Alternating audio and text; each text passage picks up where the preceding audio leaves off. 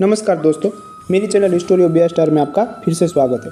हमने अगले एपिसोड में देखा था कि कर्म बड़ा या किस्मत, जिसमें से हमने सीखा कि किस्मत है वो कर्म से ही बनती है। हम अच्छे कर्म करते हैं तो अच्छी किस्मत होती है, बुरे कर्म करते हैं तो बुरी किस्मत होती है। हमारी जो आत्मा होती है ना, वो एक शरीर से दूसरे शरीर में जाती है, तब वो अकेली नहीं जाती, उसके साथ कर्मों का भार लेकर जाती है। जो हमें अच्छे कर्म किए होंगे तो हमने अगले जन्म में अच्छी किस्मत मिलेगी, और ये भी जन्म में मिल सकती है अच्छे कर्म के लिए। ऐसा नहीं कह रहा वो अगले जन्म में ही मिलेगी, पर जो उसका सेटलमेंट होता है वो होता है हमें बुरे कर्म किए हैं तो हमने भुगतने ही पड़ेंगे, उसमें कोई रास्ता नहीं है। हम अच्छे कर्म करेंगे तो हमें अच्छा होगा, इसलिए हमें सदा के लिए अच्छे ही कर्म करने चाहिए। ये हमको सीख मिलती है उस वीडियो से। आज हम बात करने वाले हैं धर्म संकट के बारे में, जिसमें पंडित जी भगवद गीता के श्लोक के द्वारा समझाएंगे, और जिसमें एक IAS ऑफिसर है जिसको प्रॉब्लम है, उसको उसका सॉल्यूशन देने की कोशिश कर रहे हैं कि शायद उसको ये श्लोक और ये बात उसको काम आए। पंडित जी हैरान थे कि जब हमारे पास ऐसा नॉलेज का सोर्स है जो हमें लाइफ की हर सॉल्यूशन को गाइड कर सकता है, तब हम जनरेशन के साथ दूर क्यों होते जा रहे हैं। और उससे भी हैरानी की बात यह है कि फॉरेनर के बीच गीता को जानने और समझने की क्यूरियोसिटी बढ़ती जा रही है। वो लोग अपनी नौकरियों से ब्रेक लेकर यहाँ आते हैं और गीता का ज्ञान को समझते हैं। लाइफ में तो कितना अप्लाई कर पाते हैं वो तो वही जाने, कम से कम इसके लिए एफर्ट्स तो करते हैं। इधर हम लोग अपनी जड़ों, अपनी रूट्स को भूलते जा रहे हैं। ये सोचकर पंडित जी ने गहरी श्वास लेकर ब्लॉग्स लिखना शुरू करते हैं। मन ही मन सोचते हैं कि जो मेरी रिस्पॉन्सिबिलिटी है उसे तो मैं पूरा करूँगा ही। लोगों को गीता का ज्ञान के पास लेकर आने का एम्स लेकर चल रहा हूँ, उसे तो पूरा करना ही है। आज जब कि पंडित जी ने अपना इनबॉक्स देखा तो एक ही साथ एक ही ID में से 3 मेल आए थे, और तीनों मेल एक ही मैटर था। शायद भेजने वाले ने सोचा होगा कि पंडित जी का ध्यान उसकी मेल तरफ ही खींचेगा।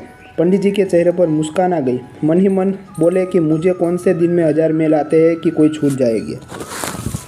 मेल में जो लिखा था वो कुछ इस तरह से था। प्रिय पंडित जी, ये मेल ID मेरे असली नाम से नहीं बनी है, ना ही कहीं मैंने अपने नाम का जिक्र किया है, क्योंकि ये कॉन्फिडेंशियल के सीक्रेट रखना ज़रूरी है। मैं एक ऐसी पोस्ट पर हूँ कि यहाँ ये करना ज़रूरी होता है। उम्मीद आप मना नहीं करोगे। कुछ वक्त से आपके गीता ज्ञान के ब्लॉग्स पढ़ रही हूँ। आप रोज़ एक श्लोक का मतलब बताते हो, फिर रियल लाइफ में सिचुएशन में हमें कैसे मदद मिल सकती है ये बताते हैं। ये सब मुझे इंटरेस्टिंग लगता है।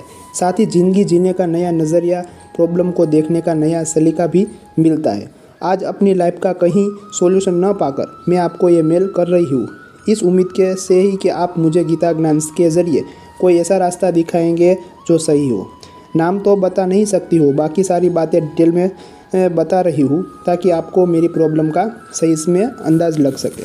मैं एक बड़ी एडमिनिस्ट्रेटिव पोस्ट पर हूँ, मेरे हस्बैंड भी ऐसी ही एक पोस्ट पर है, और जो प्रॉब्लम मैं फेस कर रही हूँ वो मेरे हस्बैंड से ही जुड़ी हुई है। प्रॉब्लम शेयर करने से पहले मैं आपको अपनी लाइफ स्टोरी सुनाती हूँ ताकि आपको मेरी सिचुएशन समझने में मदद मिले। मैं एक मिडिल क्लास फैमिली से हूँ। मेरे फादर एक टीचर थे, मेरी मदर हाउसवाइफ थी, और दोनों ही अब इस दुनिया में नहीं रहे। मैं अपने माँ बाप की एक लौती औलाद हूँ। मेरे फादर बहुत उसूलों वाले इंसान थे। उन्हें नमक रोटी में गुजारा करना पसंद था, लेकिन गलत तरीके से पैसा कमाना नहीं। यहाँ तक कि बच्चों को घर पे ट्यूशन पढ़ाना भी उसको गलत लगता था। उनका कहना था कि अगर टीचर क्लास में ही सही से पढ़ाए तो बच्चों को अलग से पढ़ाने की ज़रूरत नहीं है। मेरी माँ भी बहुत सी सिंपल सी लेडी थी, ज़्यादातर टाइम घर के काम और पूजा पाठ में ही लगी रहती थी। मेरे पिता का सपना था कि मैं एक IAS ऑफिसर बनूं। यही नहीं, मैं एक ऑनेस्ट IAS ऑफिसर बनूं, ताकि लोग कहे कि मैंने अपनी बेटी को बहुत अच्छे से पाला है। बहुत कम इनकम और ससुर के बावजूद भी मेरे पेरेंट्स ने मुझे बहुत अच्छी एजुकेशन दी, और मैं भी बहुत मन लगा कर पढ़ती रही। मेरे फादर का ड्रीम मेरा ड्रीम बन गया। हम 3 लोग की फैमिली खुशी खुशी अपना टाइम बिता रही थी। दिन रात की मेहनत और मेरे पापा की गाइड्स की वजह से मैं अपनी स्टडी में बहुत अच्छा कर रही थी। मेरी सिविल सर्विस की प्रिपरेशन के लिए मेरी माँ ने अपनी कुछ ज्वेलरी बेच दी। इस बात से मैं और भी डिटरमेंट हो गई। मुझे हर हाल में एग्ज़ाम क्लियर करना है। मेरे पेरेंट्स का आशीर्वाद और मेरी मेहनत की रंग लाई, और मैं एक IAS ऑफिसर बन गई। इस बात से मेरे पिता जैसे 7वें आसमान पर थे, और मेरी खुशी का भी ठिकाना नहीं था। ट्रेनिंग के लिए निकलने से पहले पापा ने बार बार मुझे याद दिलाया कि मुझे अपना काम ईमानदारी से करना है। मैं भी उन्हें बार बार यकीन दिला रही थी कि मैं कभी भी उन्हें डिसअपॉइंटमेंट नहीं करूँगी। ट्रेनिंग पूरी हुई, मुझे दूर दराज के इलाकों में पोस्टिंग मिल गई। ट्रेनिंग के दौरान मेरी दोस्ती एक ऑफिसर से हुई। सर्विस के दौरान ये दोस्ती धीरे धीरे प्यार में बदल गई। हम दोनों में सारी बातें अलग थी। वो बहुत रिच फैमिली से था, उसका फादर बहुत बड़े बिजनेसमैन थे। हमारी वैल्यू में भी बहुत फ़र्क था, लेकिन वो कहते हैं ना कि इश्क आपको सब कुछ भुला देता है। मेरे साथ भी यही हुआ। जब हमने शादी का प्लान किया तो मैंने अपने पेरेंट्स को बताया। मेरे फादर को तो कोई एतराज़ नहीं था, बस ये कहना था कि हम जिस माहौल में जिन वैल्यू के साथ बड़े हुए हैं उसका असर हमारी लाइफ के हर हिस्से में पड़ता है। कहीं ऐसा ना हो कि तुम दोनों का डिफरेंस तुम्हारी शादी को भी इफ़ेक्ट करे। मैंने अपने पिताजी को कन्विंस किया कि ऐसा नहीं होगा, हम दोनों बहुत समझदार हैं, इसे मैनेज कर लेंगे। तो मेरे फादर मान गए और हमारी शादी हो गई। कुछ टाइम तक सब ठीक चलता रहा, लेकिन वक्त बीतने के साथ मुझे कुछ चीज़ें रियलाइज़ होने की शुरू हो गई। मेरे हस्बैंड को तो एथिक्स में कुछ लेना देना ही नहीं था। अपनी पोस्ट और पावर का वो पूरा फ़ायदा उठा रहे थे। रिश्वत लेना उनका नज़रों में कोई क्राइम नहीं था, बल्कि रिश्वत लेना तो उनका हक था।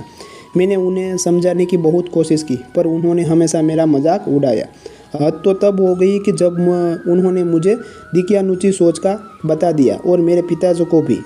इस बात से मैं बहुत हर्ट हुई, और इस बात के बारे में मैंने मेरे ससुर से बात की तो उन्हें सब बताया कि उनका बेटा किस तरह से गलत रास्ते से पैसा कमा रहा है, और कल को ये बात कितनी बड़ी मुसीबत बन सकती है।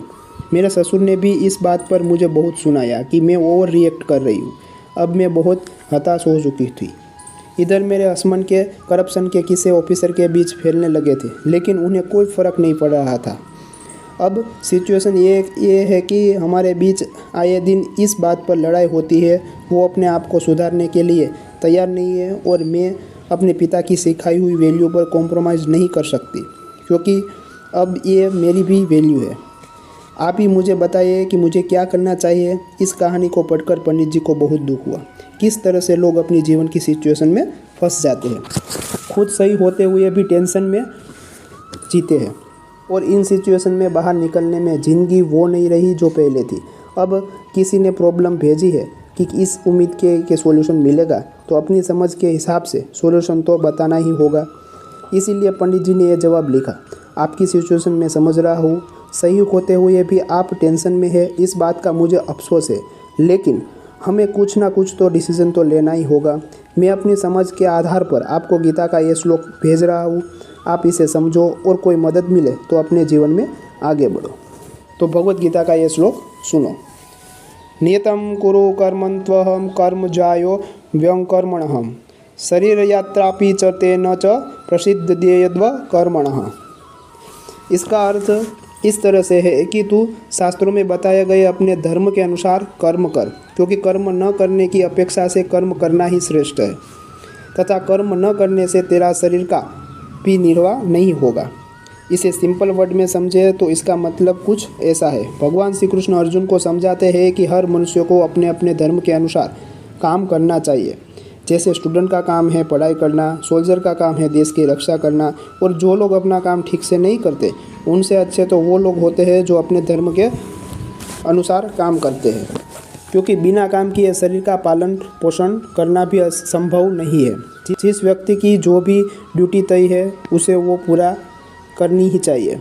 आप जानती है कि आपका काम क्या है। आपका काम है कि आपकी अकॉर्डिंग सही है उस रास्ते पर चलना, जो गलत है उसे रोकना, समझना और सही रास्ते पर लाने की कोशिश करना।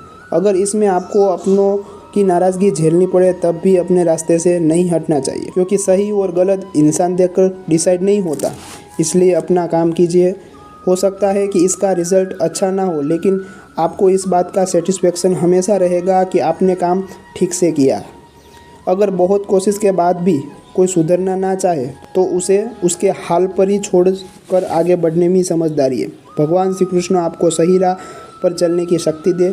ये लिखकर पंडित जी ने मेल सेंड कर दिया।